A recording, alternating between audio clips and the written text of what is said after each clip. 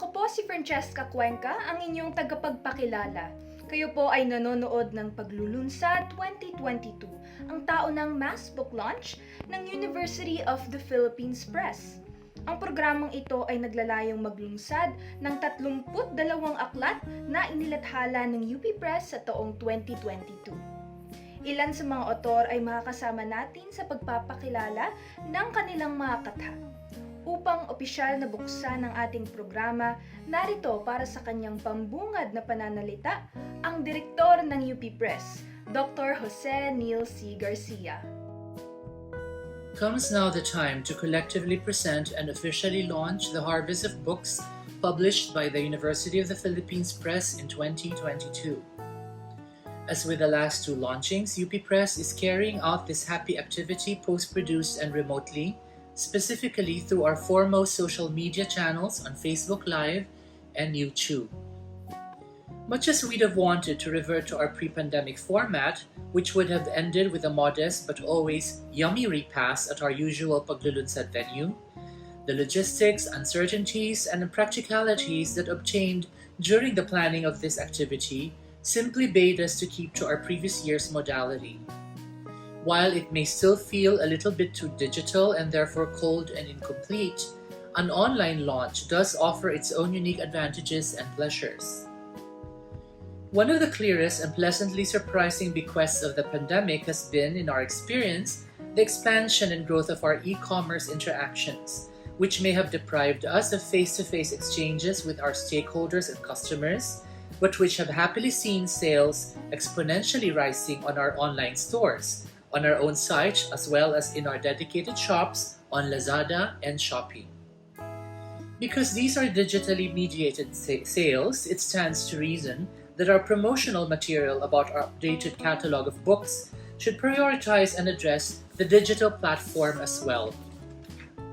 What's really nice about organizing an online collective launch is that our authors' video messages can subsequently and indeed will be repurposed by our marketing team to promote their respective titles individually on our various pages and websites in the coming weeks and months.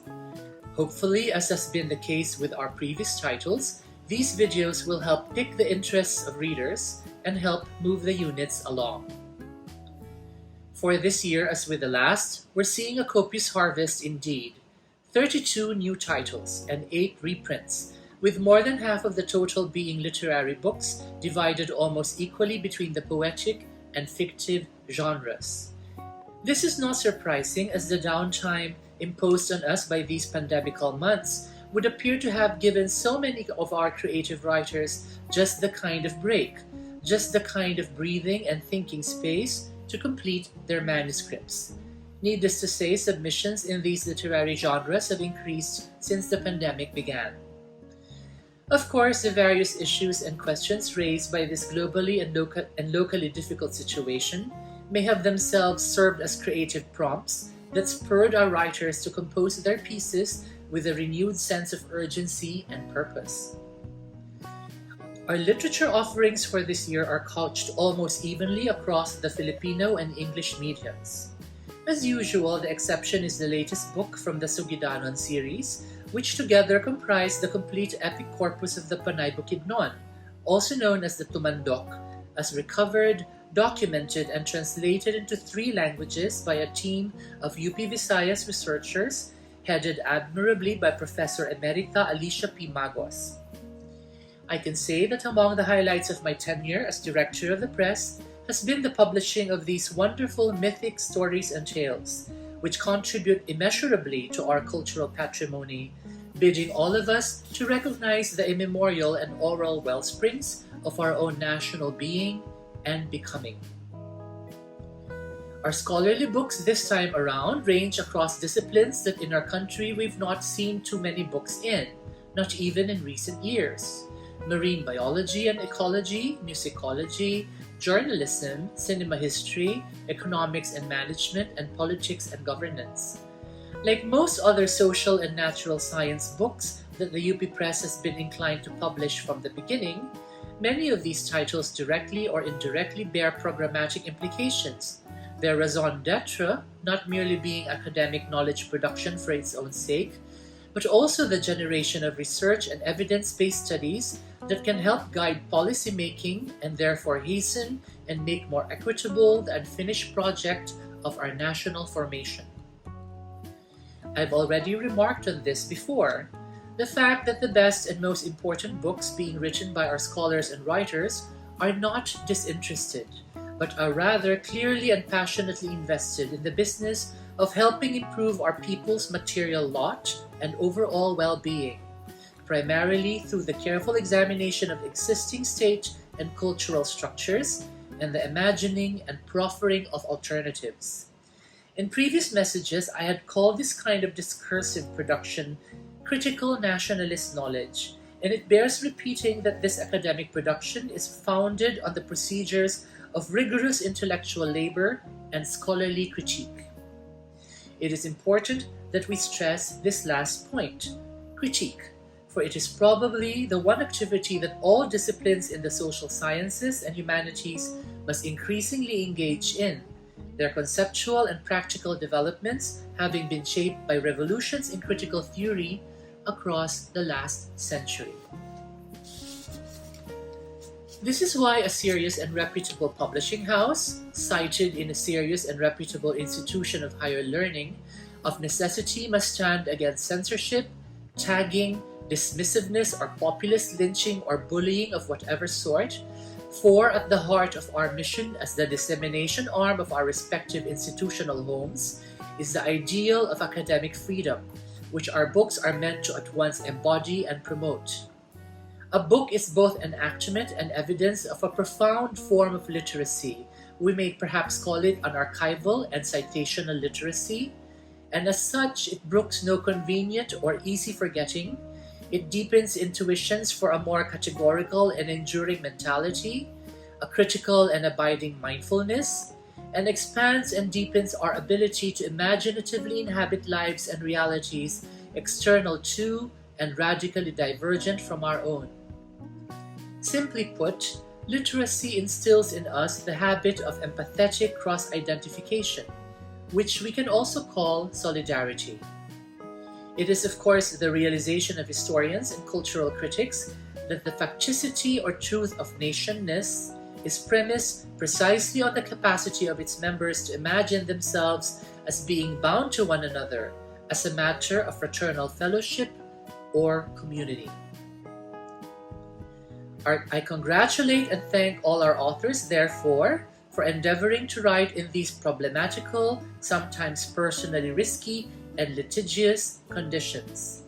I congratulate and thank our scholars and researchers for persevering in their mission to study our complicated realities in order not only to understand why and how they are, but also how and why they can and must be transvaluated and transformed for the greater good of all our people. Finally, I would like to thank all our book and layout artists and all the members of the administrative, editorial, and marketing sections of the press for their continued dedication to the mandate of the official publishing house of what is, by law, our country's one and only national university. As long as the UP exists, its press will resolutely perform its duties to source, process, print, and disseminate the books that both document and produce the profound form of literacies that will bind us together and inspire and enliven us as a nation. Again, welcome to our year-end Paglulunsad. Maraming salamat po. Maraming salamat, Dr. Jose Neil C. Garcia. Simulan na natin ang pagpapakilala. Unang ilulunsad ang mga aklat sa kategoryang Poetry in Filipino. Unang sa kategoryang ito ay ang Luwa at Iba Pang Tula ni Jose A. Badillo. Ang mga editor ay sina Gloria Gamo-Tamayo, Maria Henedina ay Badillo at Apolonio Bayani Chua. Si Gloria Gamo-Tamayo ay tubong Maynila ngunit nag-ugat ang maninuno sa Balisong, Taal, Batangas. Ang kanyang pagkamulat sa tradisyon ng Luwa ang nagbigay sa kanya ng interes upang gawing pagsan ng kanyang MA Philippine Studies thesis ang tungkol sa Luwa sa Taal, Batangas. Mula dito ay nagsanga ang pag-aaral upang mabuo ang librong Luwa at Iba Pang Matula ni Jose A. Badillo sa tulong ng dalawang katuwang na patnugot na pinagtagpo dahil sa luwa. Si Maria Henedina Badillo ay ang panganay ni Jose A. Badillo at Beatriz M. Ilagan. Pinagpapatuloy ni Maridi ang paglinang sa kultura ng luwa sa Taal. Si Apolonio Bayani Chua naman ay Profesor Emeritus sa Kolehiyo ng Arte at Literatura, Universidad ng Pilipinas. Narito si Profesor Apo Chua para sa pagpapakilala. Mga luwa at iba pang tula ni Jose A. Badillo. Tatlo kami sa patnugutan. Si Gloria Gamo-Tamayo ay kasalukuyang kawani sa kolehiyo ng Inhenyeriya UP. Naging mag-aaral siya sa Kolehiyo ng Arte at Literatura sa UP din at katunayan ang kanyang MA thesis ay hinggil sa luwa ng bayan ng Taal, kung saang pag-aaral nag-uugat ang kasalukuyang aklat. Ang ating makatang Jose ay tubong Taal, Batangas. Ang inyong lingkod, Apolonio Chua, ang tumayong tagapayo sa thesis. Si Maria Henedina Ilagan Badillo ang panganay na supling ng ating makata. Siya ang nangalaga sa mga manuskrito ng kanyang ama. Pinanganak si Ginoong Badillo 1917 at pumanaw 1986. Ang susunod na akda ay Lata ng Salaginto, Tulang Pambata ni Eugene Evasco. Propesor ng malikhaing pagsulat at panitikan si Eugene Y. Evasco sa Kolehiyo ng Arte at Literatura, Universidad ng Pilipinas, Diliman. Naging research fellow siya sa International Youth Library sa Munich, Germany. Siya ay kabilang sa Hall of Fame ng Carlos Palanca Memorial Awards for Literature. Ang Lata ng Salaginto, ang kanyang ika-7 aklat ng Tulang Pambata. Magandang araw, nais ko ipakilala ang aking aklat, Lata ng Salaginto, mga Tulang Pambata. Ito ay aklat ng mga tula na aking naisulat sa loob ng 5 taon at ito ay may mga guhit ni Fred Sabas at inilathala ng UP Press. Ito ay naglalaman ng mga tula kaugnay ng aking gunita sa pagkabata, gaya ng panguhuli ng putete, panguhuli ng tutubi, salaginto, salagubang, at pagkatuto sa pagsakay ng bisikleta. Dagdag pa rito, karamihan sa mga tula dito ay pagkamangha sa kalikasan, gayon din ang danas sa mga bata ngayong pandemya. Nais kong hiramin ang paliwanag ni Dr. Chino Sayuno kaugnay sa aking aklat. Aniya, ang Lata ng Salaginto ay isang paglalakbay sa pagkabata. Ipinapakita ang yaman, talino at talinghaga ng pagkabata. Sa aklat, inihahandog ang tula bilang kanlungan ng hiwaga at haraya. Ipinapakilala nito sa mga bata ang maraming paraan ng pagbaka sa mga takot. Takot sa tula, sa mga nagaganap sa mundo, at sa mga personal na danas. Ginamit ng makata ang sariling karanasan bilang batang uhaw sa mga tula upang tugunan ang pangangailangan sa tula at pag-asa ng mga bata sa kasalukuyan at sa susunod pang henerasyon. Suportahan natin ang aking aklat. Maraming salamat sa inyong lahat. Sa pagitan ng mga emerhensya ni Rosmon Tuazon. Si Rosmon Tuazon ay isang development communicator. Author siya ng mula at borador sa isang epilogo. Mapayapang araw sa inyong lahat. Ako po ay lubos na nagpapasalamat sa UP Institute of Creative Writing at sa UP Press para sa paglalathala ng sa pagitan ng mga Emerhensiya at isang malaking karangalan na naging bahagi ang aklat ng 2022 Philippine Writer Series. At kung hindi lamang po higit 10 taon mula nang mabuo ko ang manuskrito, ay nitong pandemya lamang ako nakapagpasya na ipasa ito sa imprenta. At nito ang aking muling binasa ang manuscript 10 years after, ay aking napagtanto at nasilip ang isang posibleng nilapit o sentimiento ng mga tula sa pagiging anti-makata nito, pero kasabay nito ang mistulang pagigiit ng buong kalipunan sa katuturan ng pagmamakata. At bakit nga ba hindi? Bakit hindi ididhin ang puwang ng tula sa realidad natin ngayon? Nagpapatuloy ang pandemya, sinisingil tayo ng kalikasan sa iba't ibang paraan, may mga bagay na binubuo at binubuwag ang teknolohiya at ito nga nakabalik sa kapangyarihan ng mga angkan at individual na ang mga kasalanan sa bayan ay patuloy natin pinagdurusahan. Kaya baka nga o baka lang naman kailangan natin ng mga makata at mga katulad na alagad ng sining, hindi lamang para isalaysay kundi para usigin at tangkaing mabago ang trajectory ng mga sakunang ito. Sakuna sa ating lipunan, sakuna sa kalikasan, sakuna sa imahinasyon, sakuna sa ating mga kwento bilang mga individual at bilang isang kolektibo. Pero syempre, kasabay nito ay hindi rin na aalis sa akin ang pagtatanong lalo na noon kung anong klaseng puwersa o ano nga ba ang silbi ng conceit o ego ng makata sa kanyang bokasyon, sa kanyang sining at sa kanyang misyon sa pagtula. Sa tuwing ikaw ay tahimik ni Vijae Alquisola. Tubong Sampaloc, Quezon si Vijae Alquisola na kinilala bilang isa sa mga natatanging anak ng Sampaloc, Quezon para sa kanyang kontribusyon sa sining at kultura noong 2017 at Gawat Gat-Uban o natatanging anak ng Mauban, Quezon para sa tula noong 2018. Nagkamit na siya ng pagkilala mula sa Don Carlos Palanca Memorial Awards for Literature para sa kanyang tula at tula para sa mga bata at parangal mula sa Komisyon sa Wikang Filipino para sa kanyang sanaysay. Noong 2016, naging fellow siya sa 55th UP National Writers Workshop para sa tula.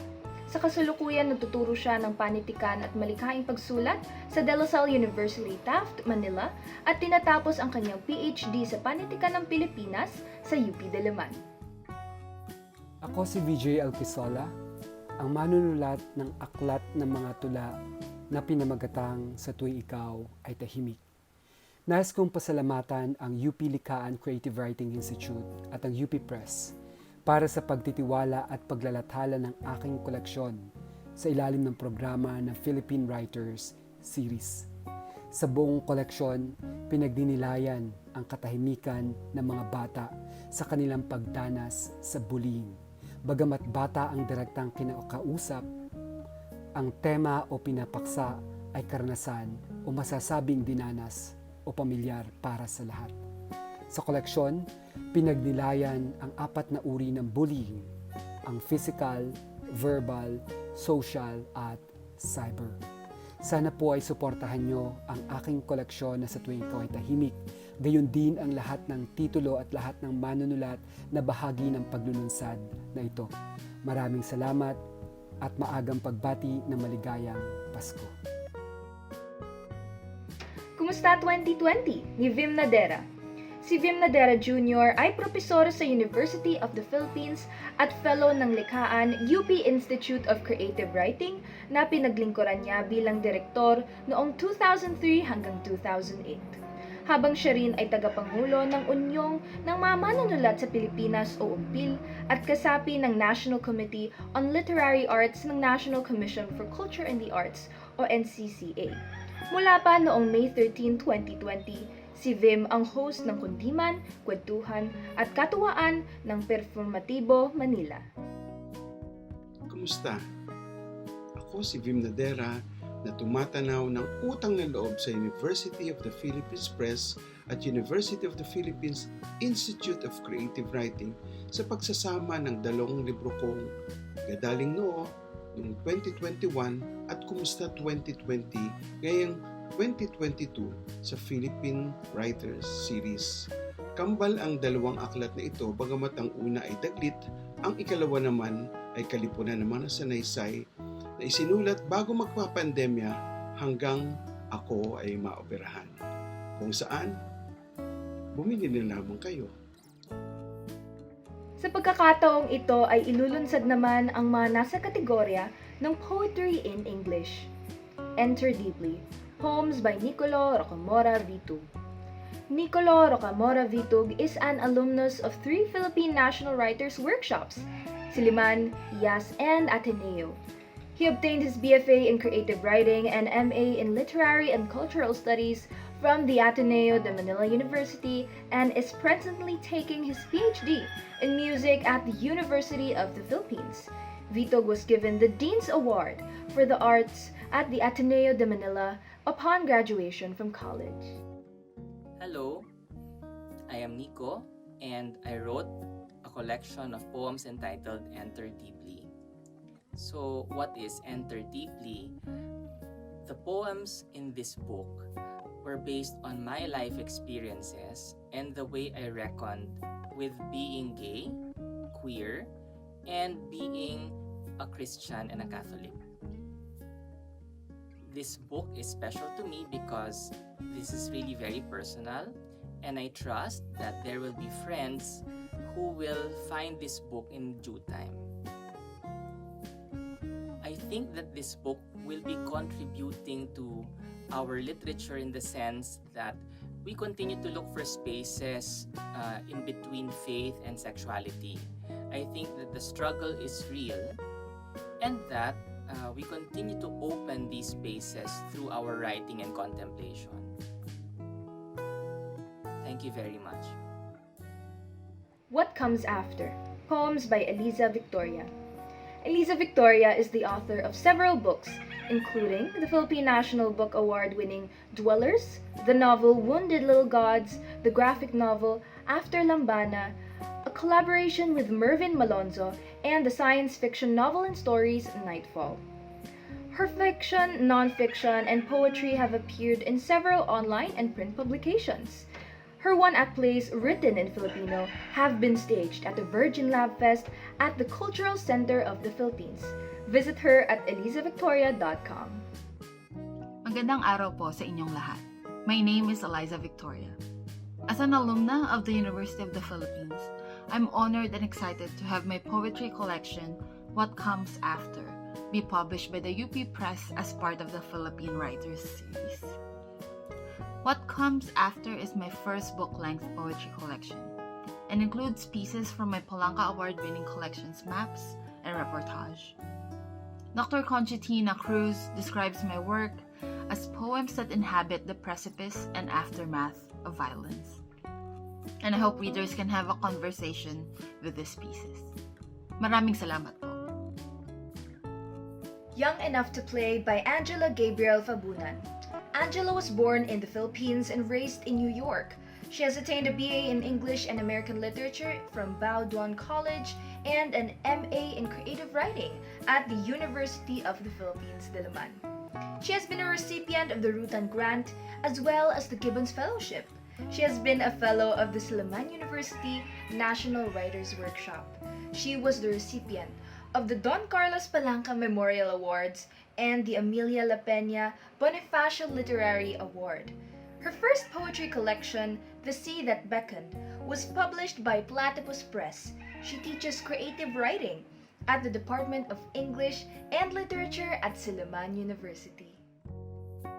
Young Enough to Play is a coming of age into love. It is a love story. A young girl turning into a young woman because of a love affair with all the townspeople involved. It is a collection of poetry that explores many forms: pantoum, villanelle, sonnet, and more. It takes on the persona of lover and beloved, mother and daughter, teacher and student. And furthermore, it explores spaces as the internet, the library, and the pedestal. It posits, above all, that love is a journey through the imagined, through the myriad idolatries of the mind.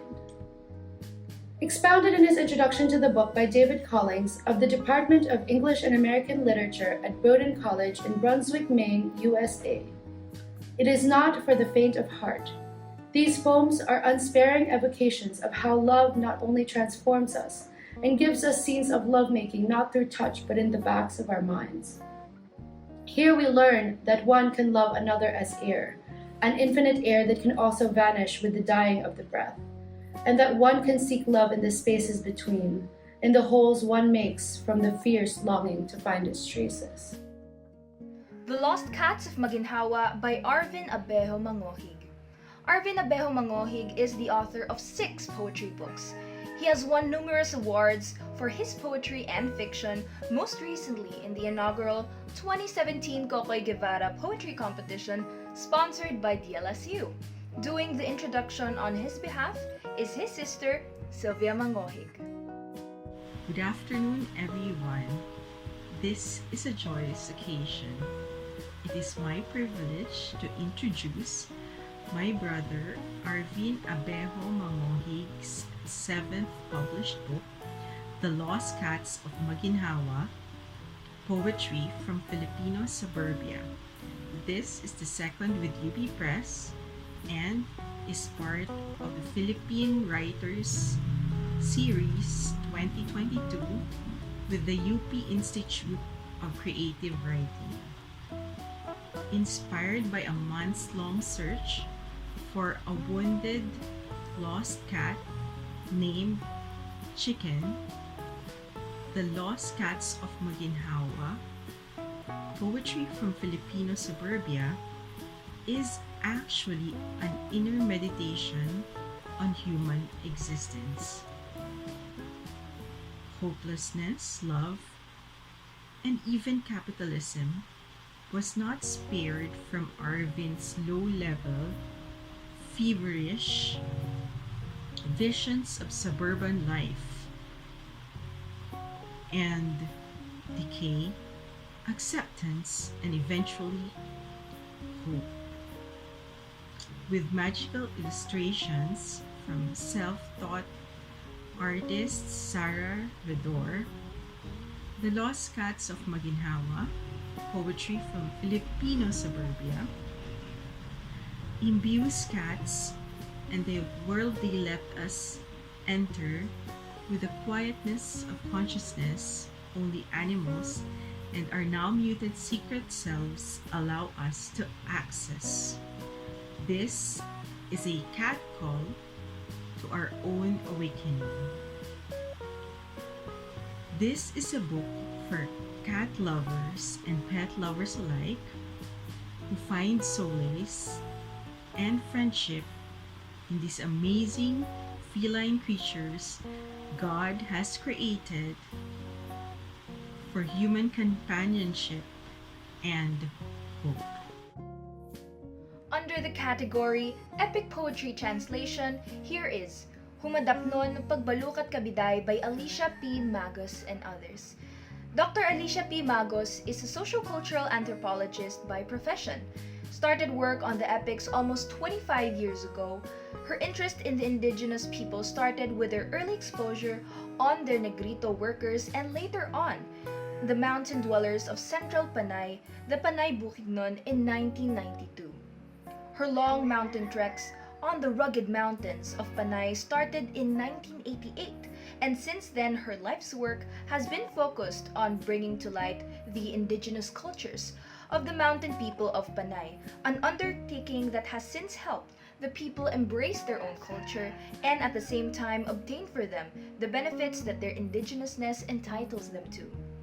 She is also a multi-awarded professor and is now Professor Emeritus of the University of the Philippines, Visayas.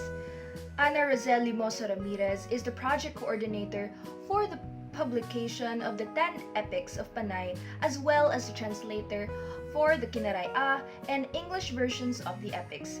Limoso Ramirez has served the university as member of the UP Board of Regents from 2013 to 2015. Mayad nga adlaw sa tanan-tanan. I first learned about the value of epics when I read the Iliad and the Odyssey of Greece. Later, I was invited by Chancellor Rola to teach at the UP Visayas. 2 years after teaching, Rara and I went to the innermost part of Panay, and there we found some of the hidden maidens, but later on settled on Anguran Lola Sosa, the mother of the Caballeros. And the Sugidanon epics of Panay that we collected from the Caballeros is a tapestry of a beautiful story of the Panay Bukidnon culture. It talks about the Panayanon maritime tradition.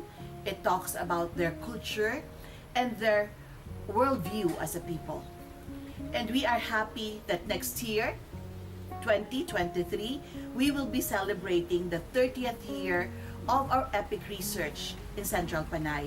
And we are happy that this time, the University of the Philippines Press will be launching the 10th title of the epic. That's the Pagbalukat sa Biday ni Humadaknon. And soon, we will be publishing and will be launching the Hungaw, the traditional marriage of the Panay Bukidnon, that will be printed in a book through the Sugidanon Epics of Panay. We are really so happy to share these epics from the Panaynon to the world. Narito naman ang mga lathalain sa short fiction in Filipino. Simulan natin sa 3 larawan at iba pang maikling kwento ni UZ Eliserio. Si UZ Eliserio ay author ng Sa Mga Suso ng Liwanag, Wala Tayong Sasantuhin at marami pang ibang libro. Bisitahin siya sa ueliserio.net. Magandang umaga, ako si U. Eliserio. Ako ay guro sa Departamento ng Filipino at Panitikan ng Pilipinas sa College of Arts and Letters ng UP Diliman. Ako ang author ng 3 larawan at iba pang maikling kwento. Koleksyon ng mga eksperimental na maikling kwento. Eksperimental sa anyo at eksperimental sa genre, eksperimental sa wika. Kung kayo ay mahilig sa gawa halimbawa ni Sir Roland Tolentino o kaya ni Vlad Gonzales o kaya ni Michael Andrada, baka matripan nyo tong librong to. Meron ditong kwentong pambata na tungkol sa alien, meron ditong alamat tungkol sa mga pusang itim, at meron ditong intervention ko sa usapin ng pagiging woke. Meron din ditong konting erotic kung mahilig kayo sa ganun. At sinubukan ko ring harapin sa librong ito yung issue ng COVID-19. Sa huling bahagi, meron akong maikling salin mula sa Finnegan's Wake o Finigang Lamay. Sana magustuhan nyo ang 3 larawan. Bayan ng Mabangkay ni Chuck Berry Pascual. Si Chuck Berry ay nagtapos sa UP Diliman. Autor siya ng 4 na koleksyon ng maikling kwento. Kabilang ang Nawawala na Nagwagi bilang Best Book of Short Fiction in Filipino sa National Book Awards. Nagtuturo siya ng panitikan at malikhaing pagsulat sa UST Faculty of Arts and Letters at nagsisilbing resident fellow sa UST Center for Creative Writing and Literary Studies at faculty researcher sa UST Research Center for Culture, Arts, and Humanities. Magandang araw, ako po si Chuck Berry Pascual, ang author ng Bayan ng Mga Bangkay. Ang Bayan ng Mga Bangkay ay koleksyon ng mga kwentong krimen at katatakutan. Reaction ko po ito bilang manunulat sa panahon ng EJ case at hanggang sa panahon ng pandemya. Horror at krimen ang napili kong mga genre dahil sa tingin ko akma ang mga genre na ito sa paghuli ng kasalukuyan nating realidad. At narito ang ilan sa mga bagay na pinag-isipan ko sa pagbuo ng koleksyon. Una, ang tendensya ng mga saksi na tanggapin lang ang mga pagpaslang bilang espektakulo. Pangalawa, ang normalisasyon ng karahasan. Bakit kung minsan mas katanggap-tanggap ang bayolenteng pagkamatay ng tauhan kaysa mga grapikong eksena ng pagtatali? Pangatlo, masama bang matawa kung tungkol sa kamatayan ng kwento? Kaapat, ano ang complicity ng mambabasa sa mga naratibo ng karahasan, sa mga naratibo ng kamatayan? At panghuli, sa panahon ng EJ case at pandemya, sino o ano ang tunay na halimaw? Paspas Mga Kwentong Syudad ni Regan Romero Maiquez, Hilda Rosca Nartea, and Kim Nepomuceno. Ang aklat ay naglalaman ng mga kwento ni Vincent John Cruz Rubio, nagtapos ng BA Araling Pilipino, major sa pelikula at malikhaing pagsulat sa Universidad ng Pilipinas. Tubo siyang Pasig sa Kamaynilaan, ngunit may alaala ng Davao, ang lugar ng kapanganakan ng kanyang ama. Naging manunulat siya sa maraming publikasyon at nagkamit ng mga parangal pampanitikan.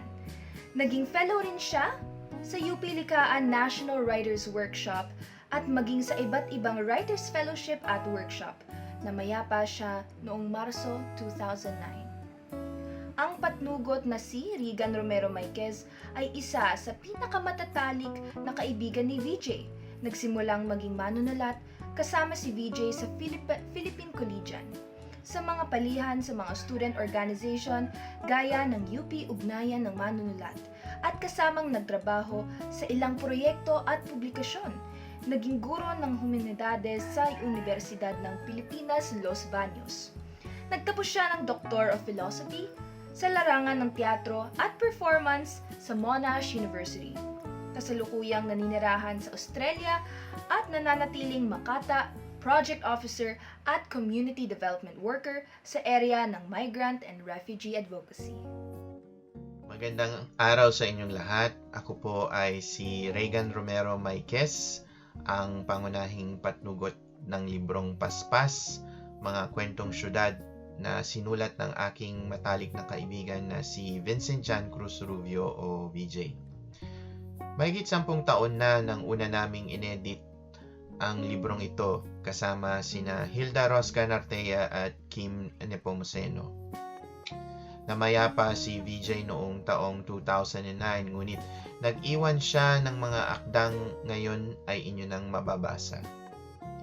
Madidilim ang mga kwento sa Paspas, subalit may mga bubog rin sila ng liwanag na nagpaparamdam sa atin ng pag-ibig, kamusmusan, tapang, at pakikipagtunggali sa marahas na kalikasan ng lungsod at sangkatauhan. Iniwanan tayo ni Vijae ng mga paalala at ng isang mapa ng kanyang lungsod sa mga kwentong may iba't ibang bilis, musika, ingay, usok at kaluluwa ng syudad. Naway kayo'y maaliw at mabighani sa mga kwentong ito ng dilim at pag-asa. Maraming salamat po at ingat po kayo. Ang Buang ng Bayan, mga maikling kwento ni Rowena Festin. Si Rowena P. Festin ay ipinanganak at lumaki sa San Roque II na nasa bayan ng San Jose, Occidental Mindoro, isang lugar na kayakap ng dagat at abot tanaw ang kabundukan ng Halcon. Ang kanyang mga tula at maikling kwento ay nagkamit ng mga pagkilala sa Don Carlos Palanca Memorial Awards at Gawad Galian. Kinilala siya mga kata ng taon ng Komisyon sa Wikang Filipino. Ang kanyang mga tula, maikling kwento at mga kritikal na sanaysay tungkol sa panitikan at kulturang Pilipino ay nailathala sa mga lokal at internasyonal na journal at antolohiya. Siya ang otor ng Banayad, Mga Tula, na nagwagi ng National Book Award. Siya ay guro sa Universidad ng Pilipinas, Pampanga. Magandang araw po. Ako po si Rowena Festin, autor ng antolohiya ng mga maikling kwento na pinamagatang Ang Buang ng Bayan. Ang aklat na ito ay kalipunan ng mga maikling kwento na ang lunan ay ang bayan ng San Jose sa Occidental Mindoro.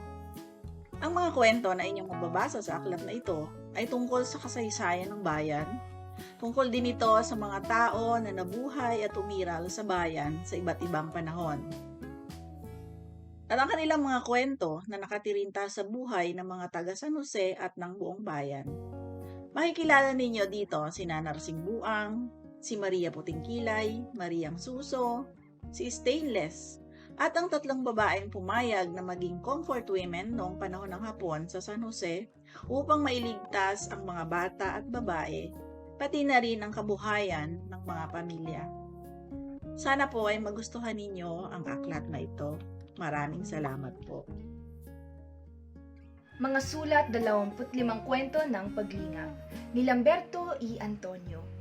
Ang kalipunang ito ng maikling katha ay isang halimbawa ng nalihad minsan ni Lamberto E. Antonio na bago siyang nahaling sa tula ay nahalina muna siya sa prosa. Kinakatawan ng mga sulat ang panapanahong paglinga at paglingap niya sa mga bagay na ang pagiging palasak ang mismong nagkikintal ng pagkamalikhain. Katumbas ito ng pagkatik niya sa pananaw na ang pagtula ay pagkausap mo sa mundo at sa pamamagitan ng kwento ay mundo naman ang kakausap sa iyo. kung paano pinaglalangkap ni Antonio ang pagkamalikhain at pagkamapanuri ay dapat ipagagap sa mga mambabasa na naritong 25 kwento ng paglingap. Bagaman hinggit na kilala bilang pangunahing makatang tagapagbunsod ng kabaguhan sa panulaan, isa ring prosista si Lamberto E. Antonio na premyado ng Carlos Palanca Memorial Awards for Literature at Liwayway Publishing Incorporated para sa maikling kwento. Nakapagpalathala siya ng ganitong mga akda sa mga popular na babasahin at mga antologiyang inilambag ng mga pamayanang akademiko. Unang napabilang ang ilang istorya niya sa kanyang sariling librong Rebanse, Sanaysay at Kwento. Pangontra ni Alan de Rain. Si Alan N. de Rain ay autor ng maraming premyadong akda, kabilang na ang The Next Great Tagalog Novel at iba pang kwento na finalist sa Gintong Aklat Award at nagwagi ng National Book Award. Siya rin ang autor ng Ang Banal na Aklat ng Mga Kumag na nagwagi ng National Book Award, Carlos Palanca Memorial Award Grand Prize at Filipino Reader's Choice Award. Kasalukuyan siyang nagtuturo ng mga kursong creative writing, art appreciation at panitikang Filipino sa pamantasang Ateneo de Manila. Kasalukuyan din siyang naglilingkod sa pamantasang bilang direktor ng ILAP, Ateneo Institute of Literary Arts and Practices. Itinatampok sa aklat na ito ng pangontra ang rebisyon sa mga kwentong alamat ng ating bayan, sa layong makapagluwal ng mga bagong posibilidad at pagtanaw. Kinikilatis ang mga tauhang ating nakalakihan sa mga aklat pambata at salaysay ng ating mga nakatatanda. Mga tauhang tulad ni Natungkong Langit, Alunsina, Lola Basyang at Teniente Gimo, sa layong makita ang iba pang mga mukha sa likod ng mga pamilyar na mukha. Binabalikan ang gubat na madilim ng Florante at Laura at Bahay Kubo ng Kantang Bahay Kubo upang mahanap sa mga pamilyar na lugar na ito ang mga nawawalang hindi inaakalang nawawala sa simula. Higit sa lahat, pinangingibabaw nito ang muling pagharaya bilang paghamon sa naunang pagharaya, bilang pangontra kumbaga. Madalas intindihin ang pangontra bilang bulong, dasal o inskripsyon na pwedeng gamiting panangga o panlaban sa mga anyo ng kapangyarihang hindi natin nakikilala, gaya ng mga sumpa, salot at maligno. Dahil ang pangontra at ang pagkikwento ay parehong umiiral sa antas ng pagkatha o ng paggamit ng salitang may bisa, kung kaya ang dalawang ito'y mga anyuri ng kapangyarihang kapwa nagpapataw at nagpapalaya ng gahum at kontragahom. Sa ganitong paraan, ang aklat na ito na aklat ng mga naratibo ay masasabi ring aklat ng mga kontra-naratibo, aklat ng mga pangontra. Under the category Short Fiction English, here is a playlist for the End of the World by Gabriela Lee. Gabriela Lee earned her BA in English Studies, Creative Writing, graduating cum laude from the University of the Philippines, Diliman. She completed her MA in Literary Studies from the National University of Singapore as an ASEAN Scholarship Awardee. She has been a Fellow for Poetry in English for the UP, Ilagan, and Silliman National Writers Workshops, and a Fellow for Young Adult Fiction at the Mid-Career UP National Writers Workshop. She is currently pursuing her PhD in English, focusing on children's literature and childhood studies at the University of Pittsburgh. So this is a collection of 14 short stories, all speculative fiction, so science fiction, fantasy, somewhere in between, that essentially deals with ways in which the world ends and hopefully begins again. So I'd like to read a little bit from the back, which talks about why I wrote this book. So, one of my favorite activities as a high school student in the 1990s was to create mixtapes. So, if you remember mixtapes, they were basically cassette tapes that you would put together for your friends. And each mixtape would be carefully curated and you essentially tried to hide a message in the songs that you chose for your friends, for your loved ones, for people you cared about. Making a mixtape always required careful consideration. Who would be receiving it? What would be the message of the mix? After all, that's how a good mixtape goes. It takes you on a journey, then gets you to the end, and then you want to play it again. But these days, technology has grown beyond the tape deck and the cassette. So music can be stored in computers, smartphones, digital music players. Anything that records and stores sound bites in bytes is fair game. So people play around with Spotify song choices and iMusic tracks down to, what we listen to, because it gives us tailored recommendations for the next big thing. So people like listening to songs on YouTube, Vivo, and wherever you stream your songs from. So maybe even a few years from now, the cloud will be plugged into our brain, and then it'll be feeding us, Billboard Top 40 songs, or whatever it is that you like listening to. But no matter what the platform might be, music will always be a vehicle for telling a story. Real stories, human stories, stories of love and loss and life, all spun together with rhythm and melody and lyrics, seeping deep into our skin and embedding into our bones. This is the guiding force behind the stories of my collection. You can think of each story as a track, moving through streams of time, of universes in the past and the present and the future, stories that try to make sense of the trying times we live in. Laot, stories by Sigrid Marian Gayangos. Sigrid Marian Gayangos was born and raised in Zamboanga City. Her stories have been published in various venues, both locally and overseas. Currently based in Dumaguete City, she hopes to finish a second collection of short stories written in Chavacano. Hello everyone, I am Sigrid Marian Gayangos and I'm the author of Laot. So Laot is my debut collection of 13 short stories. In the Malayo-Polynesian language of seafarers, Laot is a term used to refer to the open waters. I was born and raised in Zamboanga City, and I come from a long line of fisher folks from both sides of the family. So the tales I grew up with were infused with water, often to the point that it is woven into our understanding of things and our place in all things. So in coming up with this collection, my aim is to curate stories that navigate the alterity of our waters and our liquefied borders.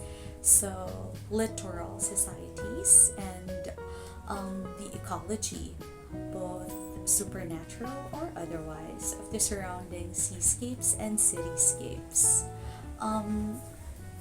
We have one of the longest coastlines in the world, and we have been blessed with an abundance of marine resources. So I hope that this collection also invites readers to celebrate our seas and seaside communities, to cherish them, to take care of them, and to defend our seas when necessary. So thank you very much, and I welcome you all to take a swim in the stories of Laot. Under the category of Fiction English/Translation, here is Ang Kalye Nga Wala Sing Kamatayon, the Palanca Award-winning short stories of Leoncio P. Deriada by Dulce Maria V. Deriada. Dulce Maria V. Deriada spent her childhood on Silliman Campus and in Iloilo City, where she has been living since 1985. She has an MA in English Language and Literature from Ateneo de Manila University and a BA in Broadcast Communication Comparative Literature from UP Visayas. Presently, she is Assistant Professor in the Division of Humanities of UP Visayas, where she teaches General Education, Literature, and Creative Writing courses. I'm Dulce Maria Deriada. I edited Ang Kalye Nga Wala Sing Kamatayon, the Palanca Award-winning short stories of Leoncio P. Deriada. This book is a collection of Palanca Hall of Famer Leoncio P. Deriada's Palanca-winning stories in English, Hiligaynon, and Cebuano. The Hiligaynon and Cebuano stories include English translations by my father himself, which he did before he got sick. He eventually passed on in April 2019. This book embodies well-crafted, socially relevant Philippine literature from a culturally specific West Visayan perspective. In his introduction to the book, writer and scholar of Hiligaynon literature John Arimil Teodoro states that Dariada, who not only wrote in the 4 languages of the region, but also mentored a number of writers, is the proverbial road that will never end. A kalye nga wala sing kamatayon, not only for Visayan writers, but also for other Filipino writers. He avows that Dariada is no doubt a writer of the Filipino nation, with the country the recipient of his literary legacy. He must be read if we want to understand ourselves as a nation. Narito naman ang nobela sa wikang Filipino na may pamagat na Ano ni Zero AD. Si Zero AD ay author din ng nobelang Uberman na unang iniluwal bilang self-published book at kalaunay inilathala ng Anvil Publishing Incorporated. Nakapag-uwi rin ang akdang ito ng ilang parangal. Cirilo F. Bautista Prize for the novel Special Jury Prize, Madrigal Gonzalez Best First Book Award, at bilang finalist sa Gintong Aklat Awards for Fiction category. Naging fellow rin siya ng University of the Philippines National Writing Workshop na ginanap sa UP Los Baños, kung saan isinumite niya ang maikling kwento na kabilang sa librong ito. Unang-una ay binabati ko ang UP Press para sa online na paglulunsad ng mga bagong aklat para sa taong ito. Sana ay marami tayong benta at marami pang dekalidad na akdang inyong mailalathala. Ako nga po pala si Zero AD, ang author ng Ano, isa sa mga librong inilalabas ng UP Press ngayong taon. Ang Ano ay koleksyon ng maikling kwento / nobela. Mayroon itong iba't ibang genre. So mayroong romance, thriller, sci-fi, fantasy, mystery, etc. And at the same time, isa rin itong buong nobela o kwento. Kung paano man iyon naging posible o kung na-execute ko ba na maayos, ay iiwan ko na sa kamay ng ating mga mambabasa. Kaya dalawa ang table of contents nito, isa sa likod at isa sa harap.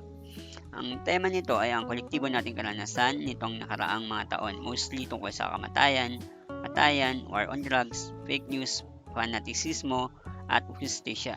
Sana ay i-check out nyo ang akdang ito at ang iba pang librong inilunsad ng UP Press ngayong taon.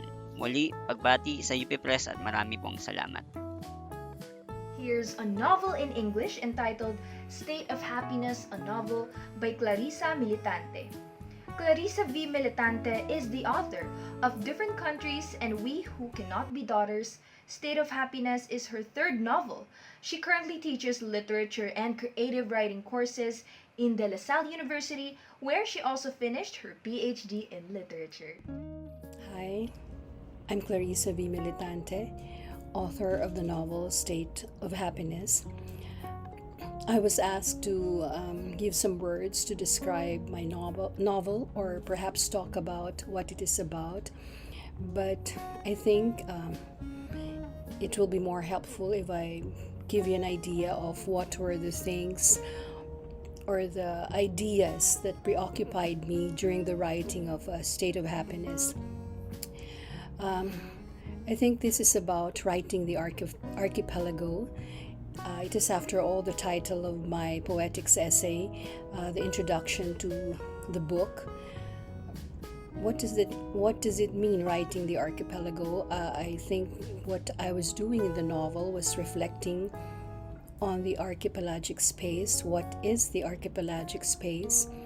The life on this space. Yes, there are the social, economic, and political issues ascribed to these space or spaces, or even imposed on these spaces, but I think there is so much more beyond social, political, and economic issues. But yes, there are also the environmental problems, but I would like to think that what I was doing when I was writing the novel was very much like what our ancestors were doing at the time when they were still trying to make sense of their physical world, trying to understand this world and their place in it, and how this physical world was affecting their experiences, values, belief systems.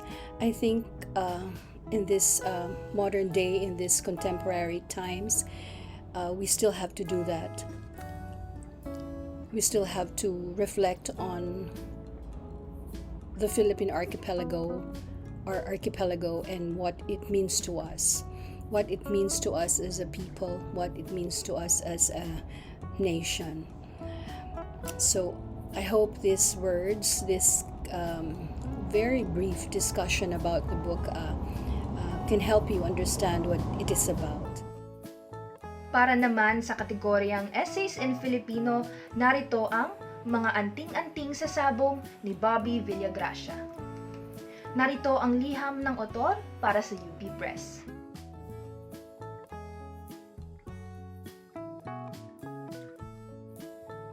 Sa bayan ng Labo, Camarines Norte, ako ipinanganak, ngunit ginugol ko ang panahon ng kamusmusan sa bayan-bayan, isa sa 52 barangay ng nabanggit na bayan. Nakatirik ang aming bahay sa lupain ng magulang ng aking amang, si Lorenzo Asis Villagracia Sr., na natataniman ng mga punong niyog ngunit binakura ng kabuoan para gawing alagaan ng mga baka. Nakagisnan ko ang hilig ng aking amang mag-alaga ng mga sasabunging madalas inilalaban sa tupadahan sa barangay bayan-bayan na usong-uso noong dekada 60, 70 hanggang dekada 80. At para matiyak ng mga magsasabong ang panalo, gumagamit sila ng iba't ibang anting-anting sa sabong para madoble ang perang ipinusta at maiuwi ang sambot, kalabang sasabunging tinalo para maging tinola o adobo sa gata ng niyog. Malalim na natatak sa musmus kong isipan ang paggamit ng ganitong anting-anting dahil nagkaroon ako ng labis na kuryosidad at masidhing interes na makinig ng lihim sa kwentuhan ng aking ama at mga magsasabong na napupunta sa aming bahay. Sa maraming pagkakataong lihim akong nakinig sa kanilang usapan, nalaman kong gumagamit ng iba't ibang anting-anting ang mga magsasabong sa aming barangay. At dahil natatak ng malalim sa isip ko ang iba't ibang anting-anting na ginagamit ng magsasabong sa bayan-bayan kung saan ko ginugol ang panahon ng kamusmusan, hindi ko ito nalimutan kahit mahabang panahon ang lumipas. Kaya naging paksa ko ang mga bagay na ito sa pagpasa ng proyektong panlipunang pananaliksik sa National Commission of Culture and Arts. Ngunit dahil sa masalimuot na proseso, sinulat ko na lang itong kolum sa pahayagang tabloid na hataw. Ngunit matapos malimbag ang una kong aklat sa UP Press, Celda 2, noong taong 2016 at mga paraan ko ng pagsulat sa comics noong 2019, nagpasya akong sulatin ang mga anting-anting na ito sa sabong bilang aklat sa palimbagang ito. Napabilan din sa aklat na ito ang kwento ng mga magsasabong sa mga kalapit na barangay na bayan-bayan na aking kinapanayam para sa kolum ng pahayagang ataw. Sinulat kong aklat ang mga bagay na ito bilang pagpapahalaga sa mga natatanging paniniwala at kasanayan ng mga Filipino na dapat matala sa kasaysayan ng Pilipinas para mapabilang sa mga natatanging tradisyon at kulturang dahan-dahang nalilimutan ngunit mababasa sa mga pahina ng aklat. Muli, marami pong salamat sa UP Press sa paglilimbag sa aklat na ito, gayon din sa dalawa ko pang aklat, ang Celda 2 at mga paraan ko ng pagsulat sa comics. Ngayong taon ay kabilang din sa mga lathalain ng UP Press ang ilang antolohiya tulad ng Liwanag at Itim, antolohiya ng mga malikhaing akda na alay sa alaala ni Teresita G. Maceda, mula kina Will P. Ortiz, Rowena P. Festin, Maricristi Magaling at Vladimir B. Gonzalez. Narito ang isa sa mga patnugot na si Will Ortiz, guro sa Departamento ng Filipino at Panitikan ng Pilipinas, UP Diliman. Pagbati po sa ating lahat. Ako po si Will Ortiz, isa sa mga editors ng Liwanag at Itim. Kasama ko dito sina Rowena Festin, Maricristi Magaling at Vladimir B. Gonzalez sa mga editor. Nasa kaibuturan ng antolohiyang ito ang pagkilala at pagpupugay sa walang humpay na pagtatanong, at ang laylayang sinasabi ni Dr. Teresita Jimenez Maceda. Tet ang tawag sa kanya ng malalapit na estudyante, palayaw niyang marubdob na ipinagdiriinan sa kanyang lektura ng pagreretiro sa pagsapit ng 65 taon. Pagtitiwalag sa hierarkiya ang pagtawag sa kanya ng Tet o Inday Tet at paglalaglag ng ma'am at sir sa loob ng akademya. Isa rin siyang nobelista, tagasaling, mga awit at manunliksik. Bilang parangal sa buhay ni Tet, kinikilala ng mga akdang narito ang talinghaga ng liwanag at itim na dinadanas ngayon ng ating bayan. Kasama sa mga akdang ito, ang mga akda ni na Joy Barrios de Blanc, Meridin Camua, Elira Salanga Toralba, Juan X Galileo S. Zafra, Alan Darain, Astrid Pugo Anyago, Merdeca Morales, Marot Nelvida Flores at June Cruz Reyes. Maraming salamat po. Violente, mga bagong katha sa danas ng dahas at banwa ni na Rolando B. Tolentino, German Villanueva Gervasio at January Yap. Mula sa blurb ng aklat, inilarawan ang Violente bilang isang kolektibong pagninilay sa danas sa karahasan ng mga kontemporanyong henerasyon ng mga manunulat sa iba't ibang bahagi ng bansa. Hindi lamang literal na dahas, kundi ang mas apekto nitong epistemikong karahasan na nagpapamangmang at nagpapatanggap sa dinarahas na mababang kaiba ito, hindi buot mabubuo, hindi mahalaga.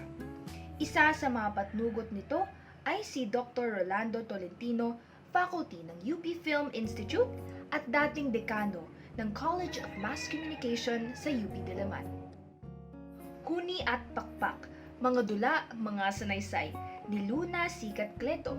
Si Luna Sikat Cleto ay isang premyadong manunulat. Nagkamit siya ng mga parangal mula sa UP Gawad Chancellor, Gawad CCP at Carlos Palanca Memorial Award. Siya ay guro sa Kolehiyo ng Arte at Literatura sa UP Diliman. Hello po. Ako po si Luna Sikat Cleto, ang author ng Huni at Pakpak, Mga Dula at Sanaysay. Matagal ko na rin pong inabangan na mailathala ko ang nasabing libro. Bunga po ito ng pagkakasulat sa pagitan po marahil ng 3 dekada. Opo, 3 dekada. Dahil nagsulat po ako nung ako ay 18 taong gulang pa lamang. At ang unang anyo na aking sinulat ay dula. Sumubok po ako ng iba't ibang mga anyo ng panitikan at pinalad naman po na ang ilan sa mga ito ay nagwagi ng ilang mga gantimpala. Gusto ko lang po kayong pasalamatan kung sakali mang maging interesado kayo na bilhin ang aking libro dahil madalas nilang sabihin na ang mga libro ng mga dula ay hindi bebenta sa ating audience. At gusto kong sabihin na meron ding kakaibang katangian ang pagbabasa ng mga dula sa anyo ng libro dahil hindi na kinakailangan ng isang stage upang ito'y maitanghal at ang utak na lamang po natin ang magsisilbing tanghal at naikakas pa po natin ang mga tauhan ayon sa ating persepsyon. Ang mga sanaysay naman po na inyong matutunghayan sa Huni at Pakpak ay iba-iba rin ang klase. May personal at may ilang mga akademiko. Kabilang sa mga personal na sanaysay ang Balanse na nanalo ng unang premyo para sa Palanca Awards. Iyon na lamang po at maraming salamat po uli sa UP Press sa paglalathala ng aking Huni at Pakpak. Hanggang sa muli. Under the category Art History/Cinema, here is Alternative Cinema by Nick De Ocampo. Nick De Ocampo is a leading proponent of alternative cinema in the Philippines. His 40 years as filmmaker, film historian, festival organizer, author, and teacher helped mold and gave visibility to a form of cinema that has been marginalized by the more popular film entertainment. He teaches at the University of the Philippines Film Institute in UP Diliman. He took up his master's degree in cinema studies at New York University as a Fulbright Hays Scholar, and he received his certificate in film as a French government scholar in Paris, France. I am Nick de Ocampo, author of Alternative Cinema, The Unchronicled History of Alternative Cinema in the Philippines. My book, Alternative Cinema, The Unchronicled History of Alternative Cinema in the Philippines, is a first major account of an alternative cinematic reality outside of the conventional movie industry.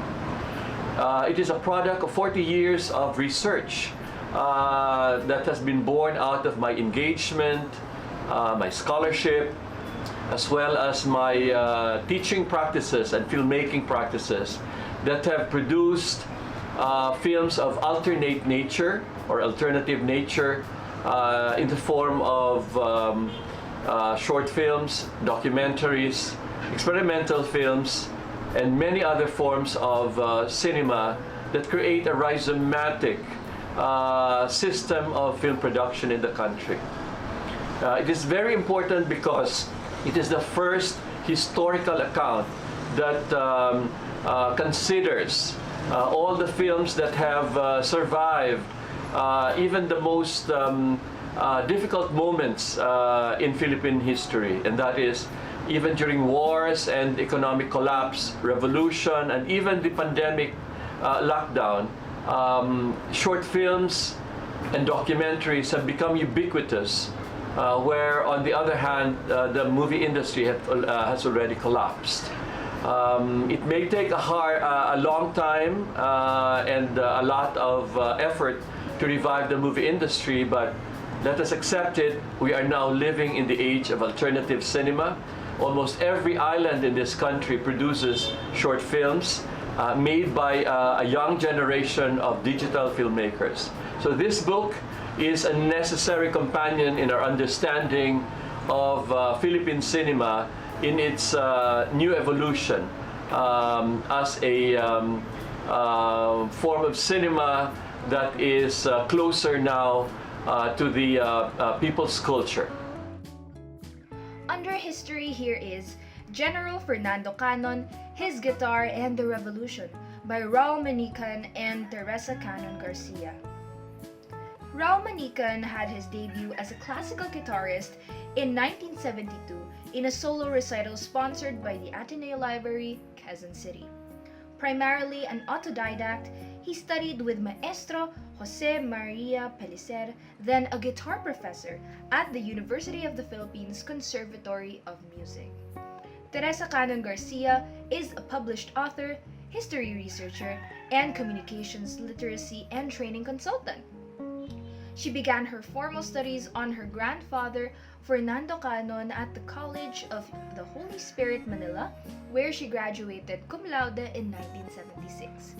Her thesis for her double major in English and Philippine Studies was Fernando Canon, His Contributions to Filipino National Life.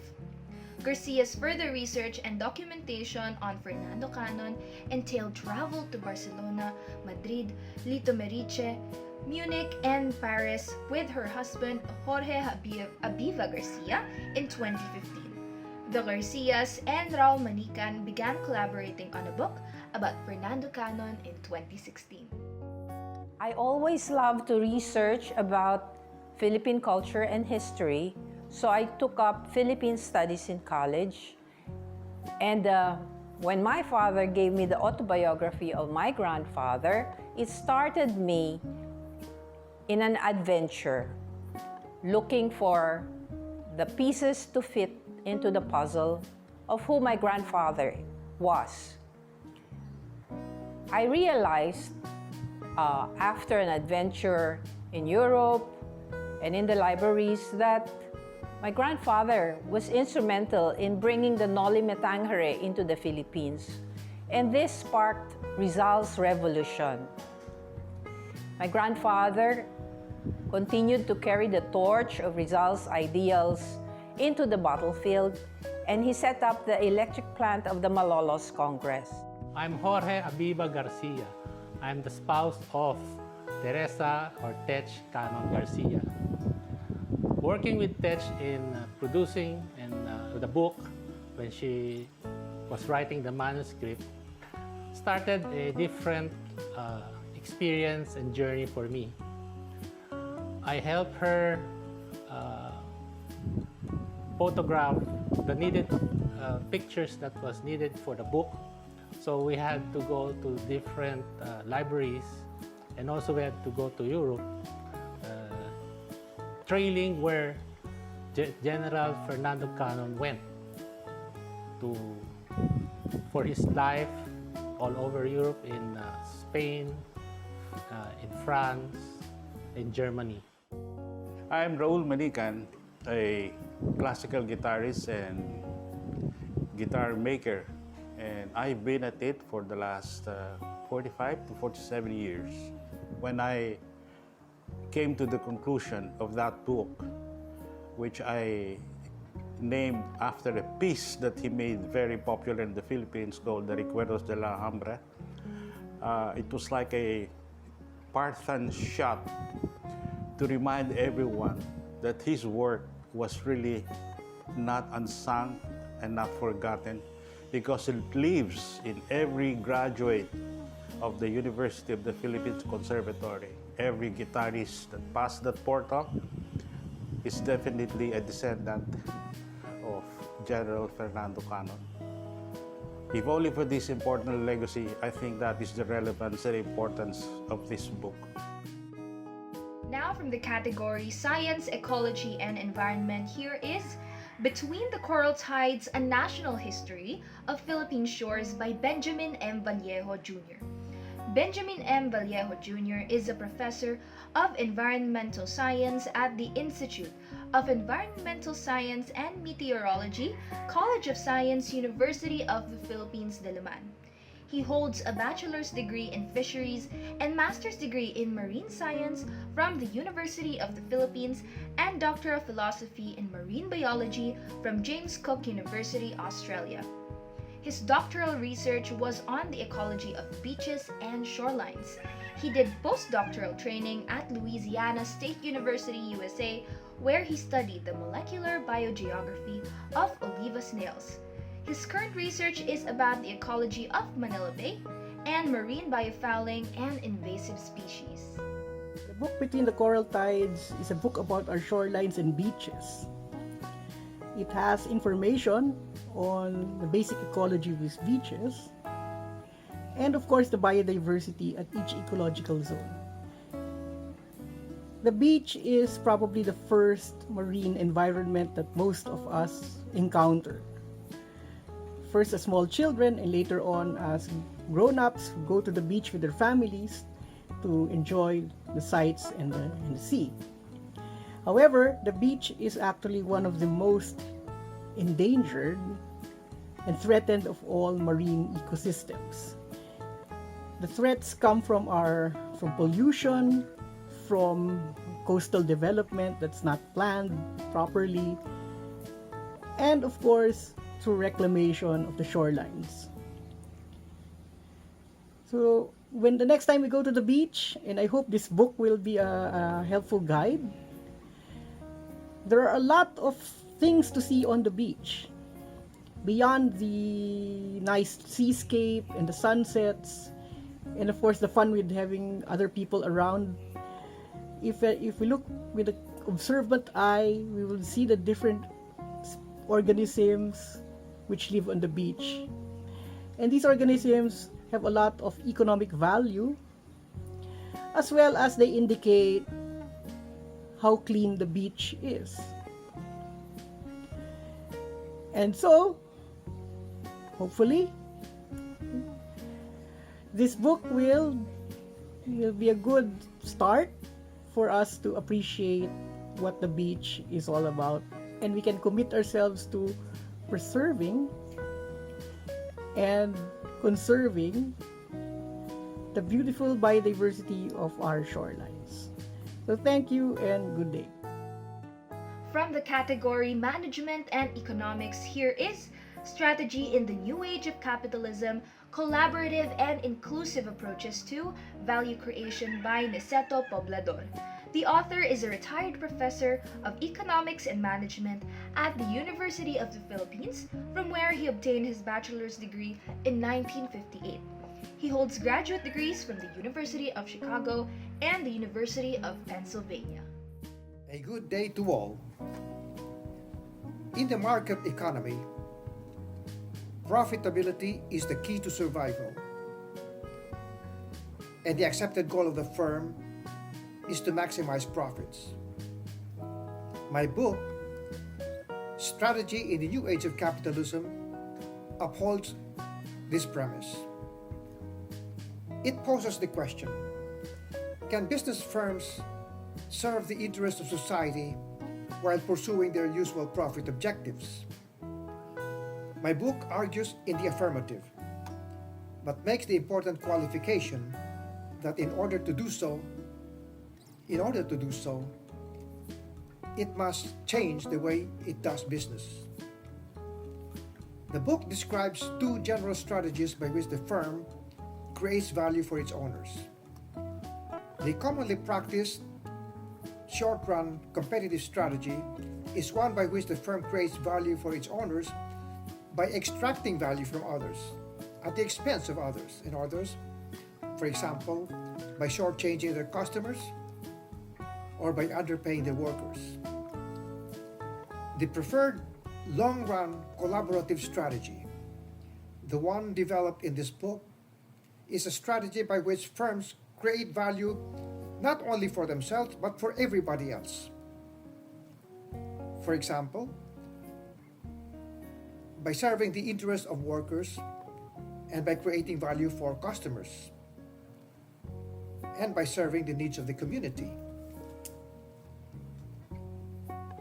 The bulk of the book describes various strategies by which firms create value for their workers, for their customers, for their business partners, and for the community as a whole, and shows how such measures ensures the long-run survivability and profitability of the enterprise.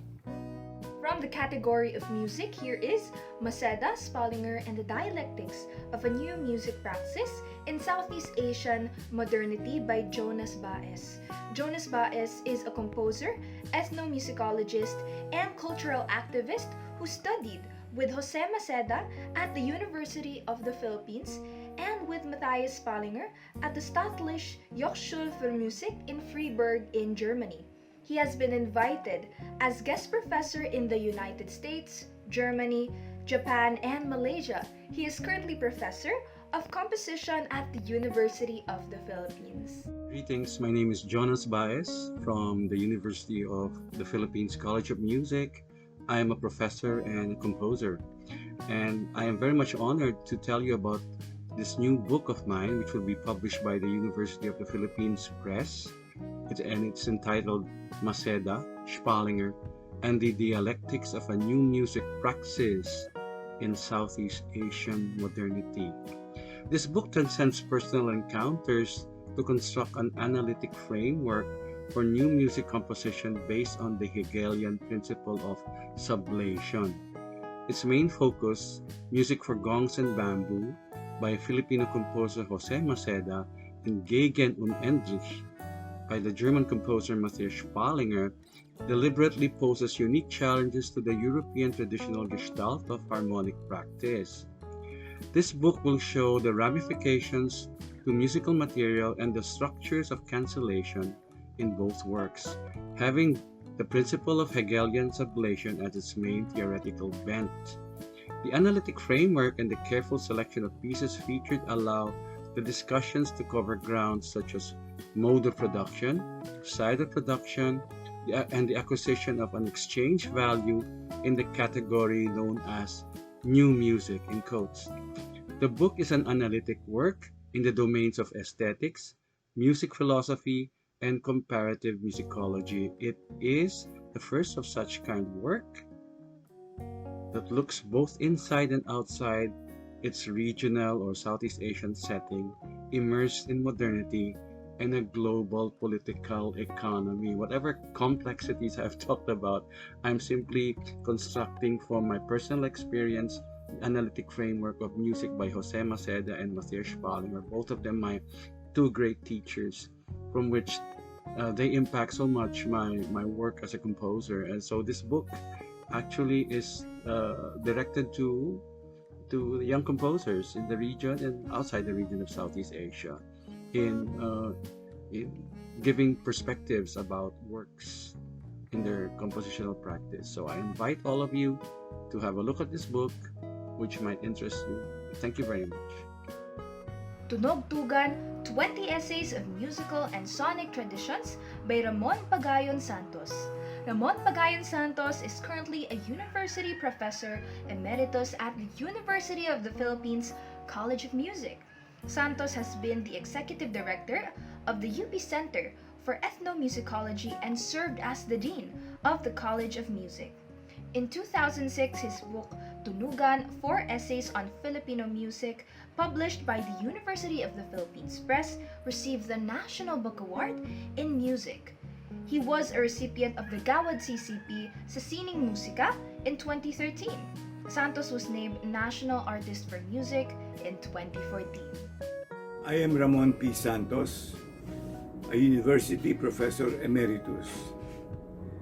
The present compendium is a collection of lectures, papers, and essays that have been written for different conferences and seminars in the Philippines and abroad, dealing with such broad topics as globalization, ethnicity, and the diversity of musical traditions, to more specific subjects as composition, dance, education, musicology, the plucked strings instruments of the world, as well as musical attributes like motion and stasis, time and space, pluralism and change.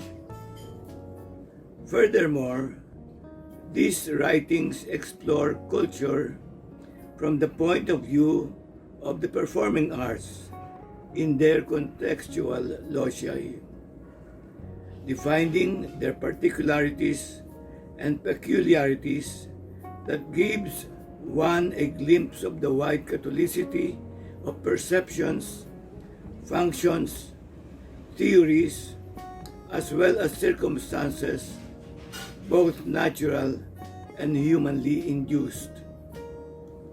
In a sense, these essays reflect my own personal odyssey into the world of the arts and humanities as a composer, educator, performer, researcher, and administrator, by which my sensitivities and thinking had been induced to explore the different aspects and attributes of music and beyond.